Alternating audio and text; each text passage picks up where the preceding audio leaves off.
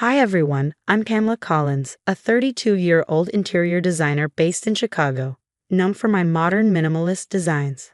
I first met him at a luxury property showing. Mark Anderson, with his perfect smile and tailored suits, was everything I thought I wanted. He was a successful real estate developer who could charm anyone in the room. I've never felt this way about anyone before. "Pamela, you're different from all the rest," he would say, melting my heart during our whirlwind 6-month romance. God, I was so naive. The red flags were there from day one after our wedding, but love truly makes you blind. His ex-wife, Margaret, was always around, always had some emergency that needed Mark's immediate attention. "Baby, she's just going through a rough time. You know how messy divorces can be," he'd reassure me every single time he rushed to her aid. "Pamela, darling, that centerpiece arrangement is interesting." Margaret always had such an eye for these things. My mother-in-law, Amanda, quipped during our first family dinner, never missing a chance to compare me to Margaret, always with that fake smile plastered on her face. "Don't take it personally," Rachel, Mark's sister, would say. "Mom's just old-fashioned." Later, I would learn Rachel had been feeding Margaret information about every aspect of my life. Thank God for my best friend, Megan. "Something's not adding up, Pamela. The way they operate, it's like a well-oiled machine designed to break you down." Megan, being a private investigator, noticed things others missed. Mark still has joint accounts with Margaret. "That's not normal for divorced couples," she pointed out, her words echoing in my head when I discovered their shared credit cards. Family gatherings were the worst. Amanda would host these elaborate dinners where Margaret was always invited. "She's still family," they'd say. I'd sit there, watching them share inside jokes and memories, while I felt like an outsider. Margaret was just telling me about the charity gala she's organizing. "Pamela dear, what have you been up to, besides decorating?" Amanda's subtle digs became more frequent. Then I met Marcus at a business event. "You're Mark's new wife." "Interesting." Margaret never mentioned he was officially divorced. The look in his eyes told me there was more to the story. The emergencies with Margaret became more frequent. Her car broke down, she needed help with paperwork, she was feeling down and needed support. "Pamela, you need to be more understanding. Margaret's been part of this family for 10 years, Mark would say, making me feel like I was the problem. But little did they know, I was starting to see through their perfect facade. Megan was gathering information, and I was keeping detailed records of every incident, every manipulation, every lie. They thought they had me cornered, playing the role of the naive new wife, but they had no idea what was coming. "Could you bring us some more tea, sweetie?" Amanda's voice dripped with fake sweetness. I walked into the living room, tea tray in hand, and froze. There was Margaret, standing in my wedding dress, the one I'd worn just 8 months ago, posing for the annual family photos. What the hell is going on? My hands shook as I set down the tray. "Oh, Pamela, don't make a scene. It's a family tradition," Mark interjected in that condescending tone I had grown to hate. "The Anderson women always wear this dress for the spring photo shoot." "Family tradition? This is my wedding dress. I bought it with my own money." "You're being hysterical," Amanda chimed in. "Margaret wore it last year, and Rachel the year before that." "Last year? You weren't even divorced then." The room went silent. Rachel quickly grabbed her phone, probably texting Margaret updates about my meltdown. That night, I couldn't sleep. While Mark was showering, I checked our joint accounts. Something wasn't adding up. $5,000 to VA Interior Consulting every month. Margaret didn't even work in interior design. "Hey Em, what's wrong? You look like you've seen a ghost." Megan's voice was concerned when I met her for coffee the next day. "I need you to look into something. Mark has been making regular payments to a company I've never heard of." "Already on it. And Pamela, there's something else. His business dealings are sketchy. Like really sketchy." That evening, Mark's phone buzzed while he was in the shower. A message from Margaret popped up. "Miss you, baby. Thanks for handling the dress situation. Your wife's face was priceless." My hands trembled as I scrolled through their conversation.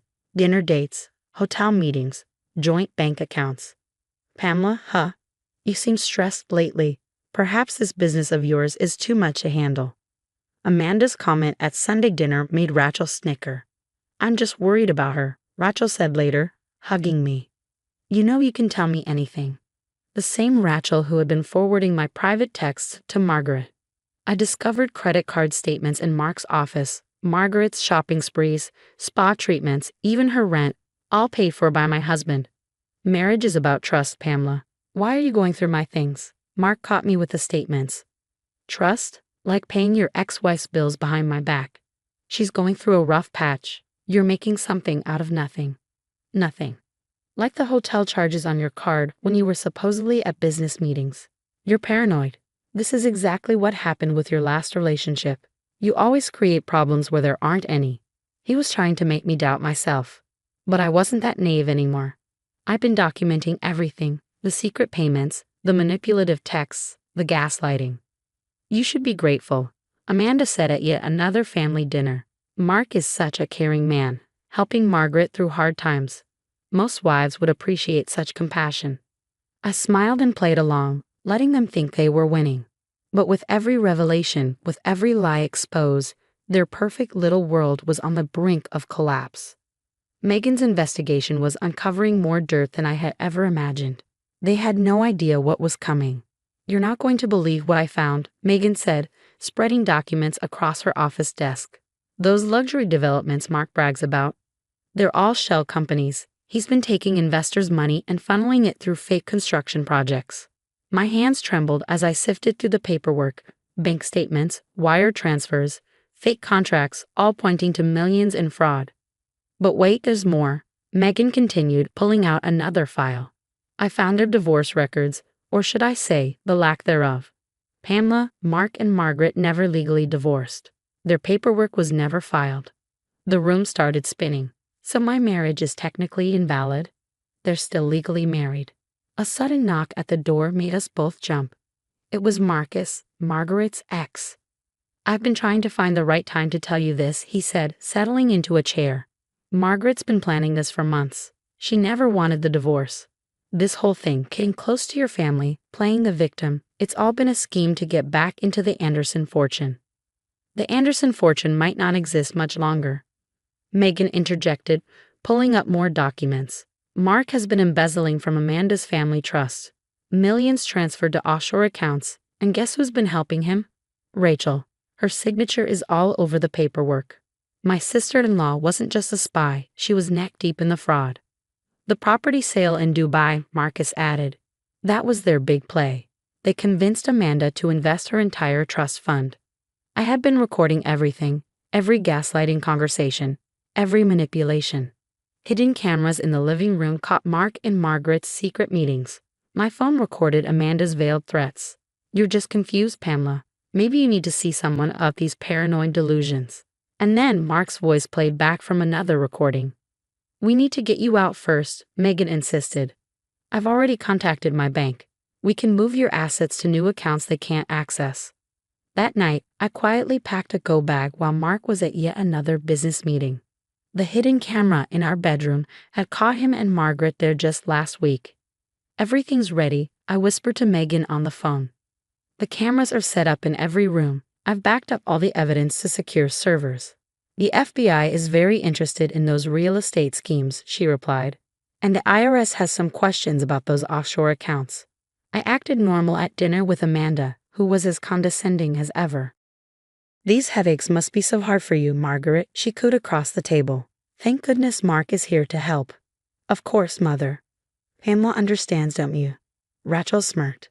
I smiled back, thinking about the evidence I had of her forged signatures on trust documents.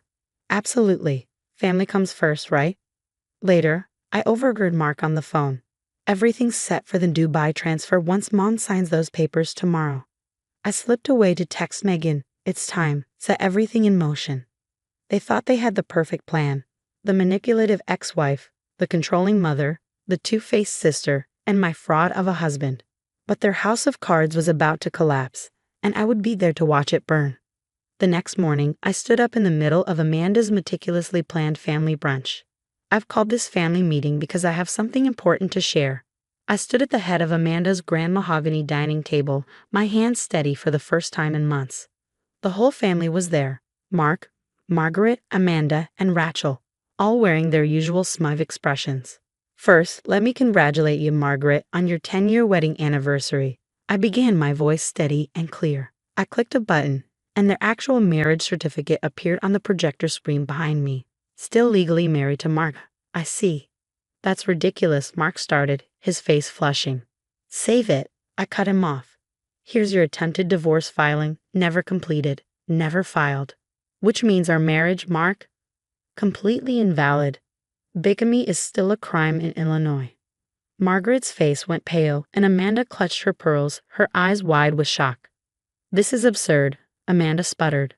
Oh, I'm just getting started, I said, turning to face her. Let's talk about the Dubai investment. Another click showed a series of bank statements on the screen. Your entire family trust funneled through shell companies. Want to guess where the money really went? Asterisk Mark would never. Amanda tried to defend, her voice cracking. Show them, Marcus, I called out. Marcus stepped into the room carrying a stack of files, full documentation of the fraud scheme. Margaret's signature is all over everything. She never stopped being involved in the business, did she? I turned to Rachel, my sister-in-law. And you, Rachel? Those forged signatures on the trust documents? The IRS is very interested in those.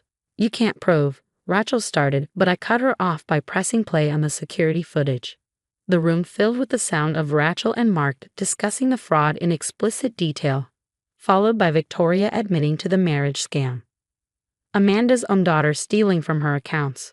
The FBI is outside, I announced as sirens wailed in the distance. They're very interested in your real estate schemes, Mark. And the IRS is too. Pamela, honey, we can work this out, Mark said, trying to approach me. Like you worked out stealing my identity for business loans?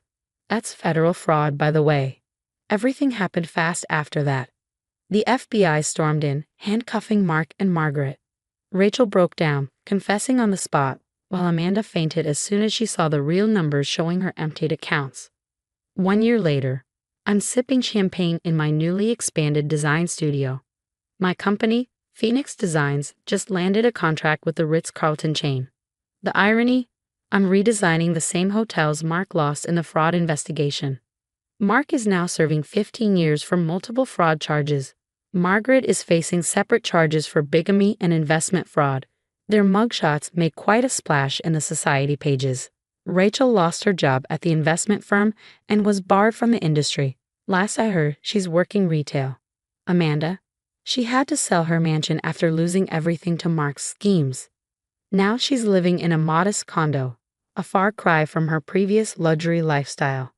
As for me, I just made Forbes' 40 Under 40 list. My story of surviving fraud and building a successful business caught Hollywood's attention, and there's even talk of a movie deal. Sometimes I drive past Amanda's old mansion, now owned by a tech billionaire who hired me to redesign it. I think about that day I served tea while Margaret wore my wedding dress. They thought they were breaking me. Instead, they made me unstoppable. The best revenge isn't just success.